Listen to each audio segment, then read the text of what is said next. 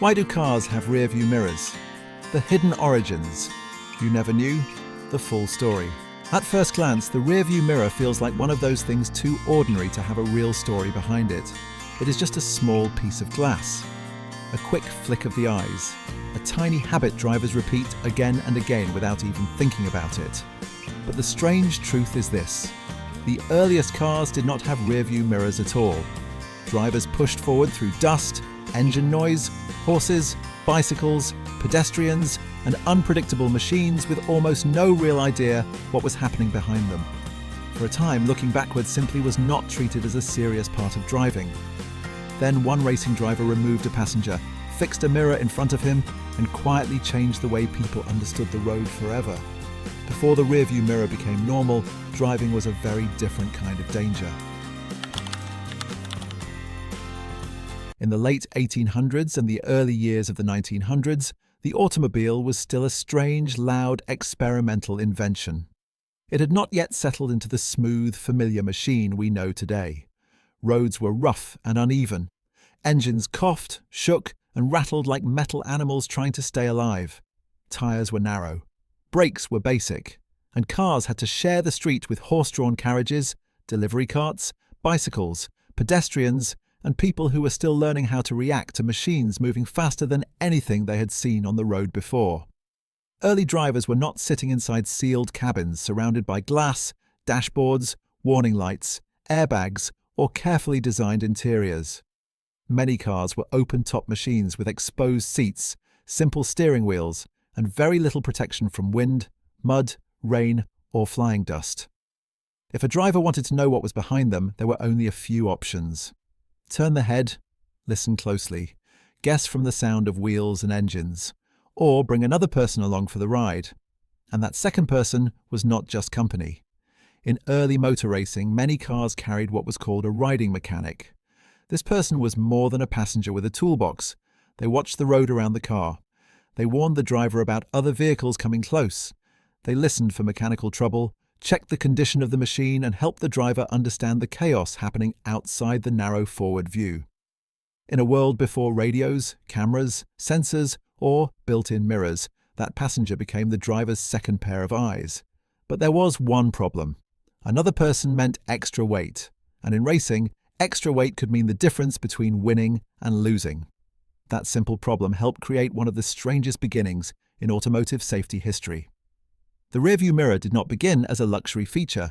It was not first introduced as a comfortable convenience for everyday commuters.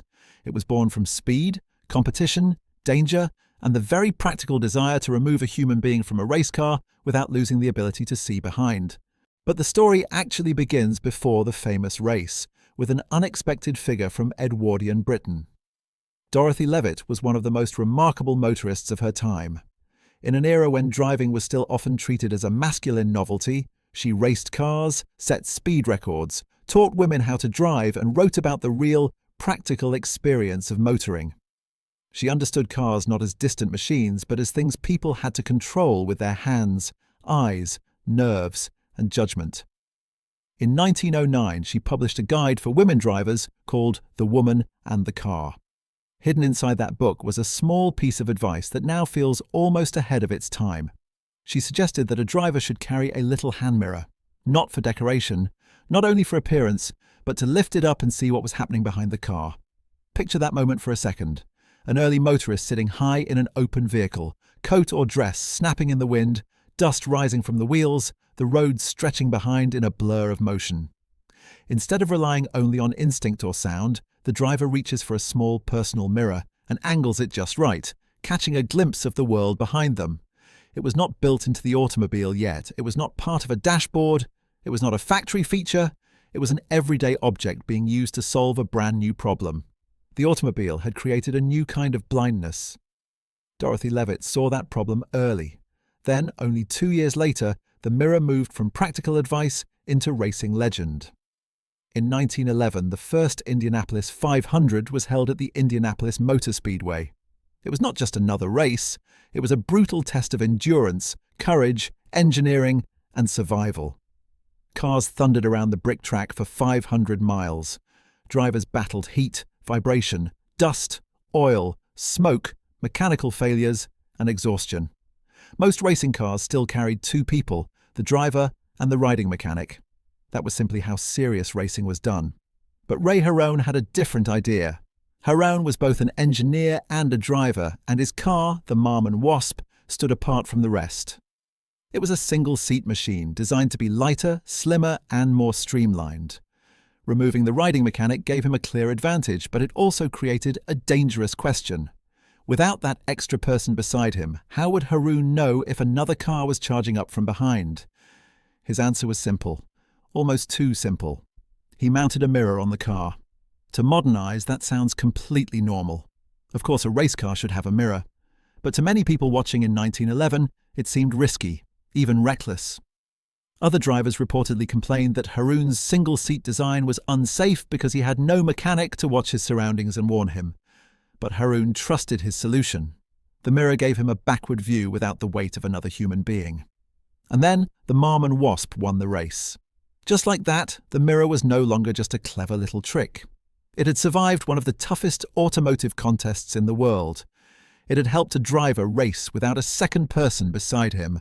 It had proven that a small piece of glass could replace a job that had once belonged to a human lookout.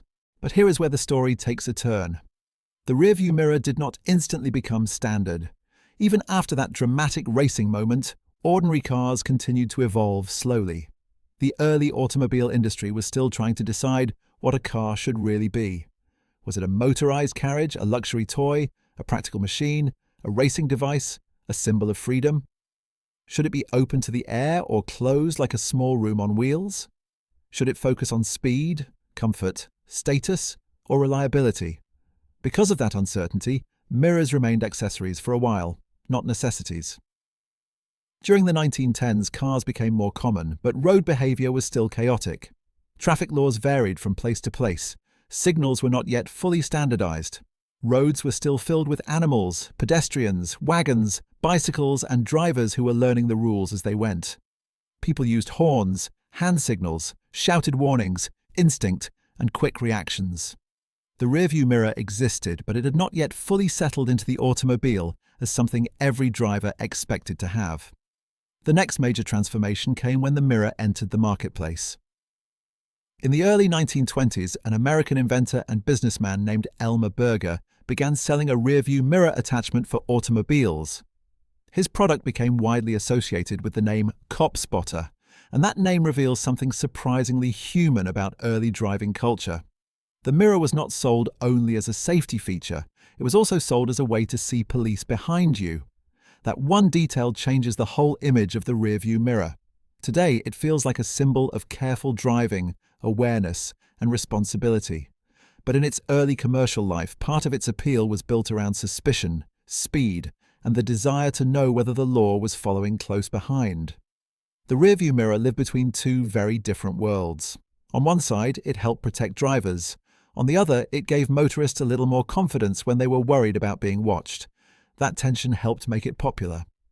As cars became faster, heavier, and more enclosed, the need for mirrors became impossible to ignore. Closed car bodies changed everything. When drivers sat inside cabins with roofs, doors, pillars, and rear windows, simply turning around was no longer enough. The car itself began to block the driver's view. The more comfortable and protected the automobile became, the more it needed a built-in way to give that lost vision back. By the 1930s and 1940s, automotive design was becoming more organized and more unified. Dashboards looked cleaner. Windshields grew larger. Bodies became smoother and more aerodynamic. Roads improved. Traffic increased. Cities became more dependent on automobiles. Driving was no longer a strange hobby for the adventurous. It was becoming part of daily life. And the mirror moved from novelty to expectation. But the shape and position of the modern rearview mirror were not random. It had to be small enough that it would not block the forward view. It had to be wide enough to show the rear window. It had to be stable enough not to shake constantly with every bump in the road. It had to be adjustable for drivers of different heights, different seating positions, and different cars. Its placement near the top center of the windshield gave the driver a direct line of sight through the back glass. That position created a clean, efficient visual rhythm. Eyes on the road ahead, quick glance upward, eyes forward again. That tiny movement became part of driving itself. Then came another quiet improvement, one many drivers use without thinking much about it: the day-night mirror. Anyone who has driven at night knows the problem. A car comes up behind you, its headlights hit your mirror. Suddenly, the bright glare reflects straight into your eyes. For a moment, the very tool meant to help you see becomes the thing that makes it harder to see. Early mirrors could become dangerous in exactly the situation where they were supposed to make driving safer. The solution was the prismatic mirror, a clever piece of angled glass that could be flipped between two positions. During the day, it reflected a clear, bright image. At night, the driver could move a small lever and reduce the glare by shifting the reflection. It was a simple action, but it solved one of the most irritating and distracting hazards of night driving. A tiny lever under the mirror quietly changed the nighttime driving experience. Side mirrors followed their own path. At first, many vehicles relied mainly on the interior rearview mirror. But as cars grew wider, traffic became denser, and lane changes became a normal part of driving. One mirror was no longer enough. Drivers needed to understand not just what was directly behind them, but what was beside them and slightly behind them. Exterior mirrors widened the driver's awareness. They gave the car a broader sense of its surroundings. Over time, passenger-side mirrors became more common, then more expected, and eventually required in many places depending on the design and visibility of the vehicle. This is why the modern car does not really have just one mirror. It has a system. The center mirror shows the road through the rear window. The side mirrors show the lanes beside and behind the vehicle. Convex passenger-side mirrors widen the field of view, but they also bend distance. That is why many of them carry the famous warning: objects in the mirror are closer than they appear. That warning exists because a mirror is not simply showing reality. It is reshaping reality just enough to make driving possible.